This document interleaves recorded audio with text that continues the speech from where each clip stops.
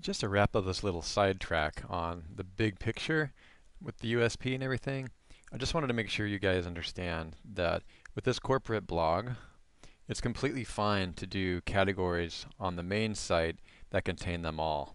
Talking to the social media experts and Erica, who's our PR expert at ThemeZoom and other things that we're doing, this is the RSS feed aggregator. Okay, the idea is to be able to, it's quite sophisticated actually, but we actually tear all the feeds apart and unbraid the DNA of your keyword DNA. Okay, remember we call the DNA of your business your keyword DNA.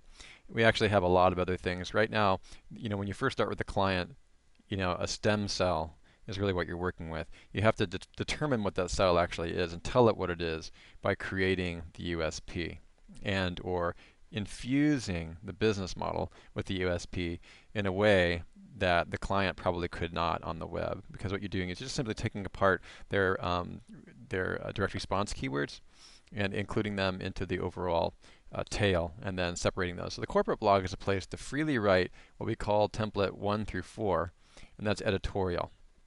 Okay, editorial content means you can write it free form. It's the authority blog where Brent could just write what he wants to write while he's on the road. Like for example, right now he's in Indonesia finding a new sacred flower essence. Okay, he could just write while he's on the road on this blog and update it for people, and that whole blog could be syndicated. Okay, and so the blog is really a place for the author of the corporation or the official content to push stuff out that's official. It's under the corporate brand. Okay, these are kind of pseudo brands. Okay. And pseudo brands are still supported by the company. They can have a unique logo if you wish, but more importantly, they're just designed to push flower essence, provide great information, maybe even include other information, and then wind the clients around back to the site. There should be some nice conversion and click through pointing back to Floralive, okay, on the sites. And this is all conversion stuff. Also, the page rank will be passed on these unique Class C blocks back to the Floralive main site. And the categories, okay, on each one of these blogs are going to be the main keywords, and those keywords, it depends on the size of your vertical that you're going for, on how large you want your categories to be. Just know that there's no wrong way to do it when it comes to creating categories in the blog. Categories should probably be things that are 5 to 10,000. When you're in a niche, remember this is a niche. This is more like a market segment. Flower essence is more like a market segment too. But when you're a niche, you want anywhere from 5,000 inbound links, or 5,000 competing pages or competing sites inbound, or 5,000 inbound links to the words that you're going to use as blog categories.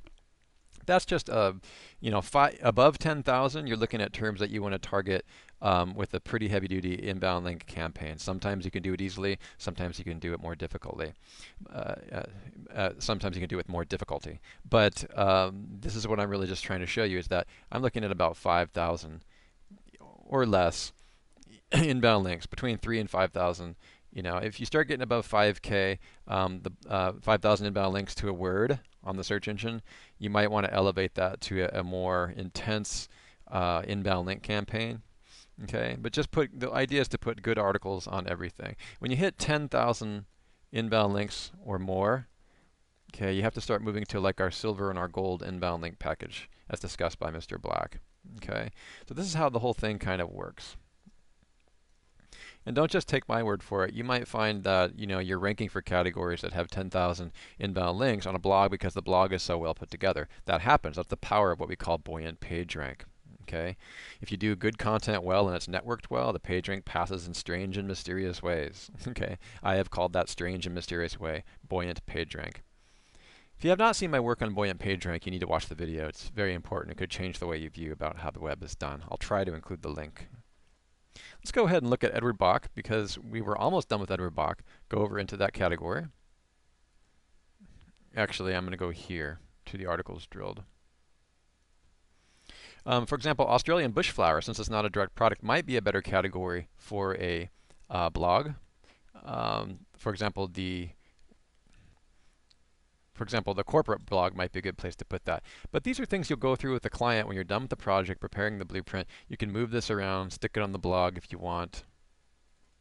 When we come back, we're going to create our final research projects. We're going to look at the 2 conclusions I've had in the vertical market analysis on stress and vibrational medicine. We'll create our synomic set and roll.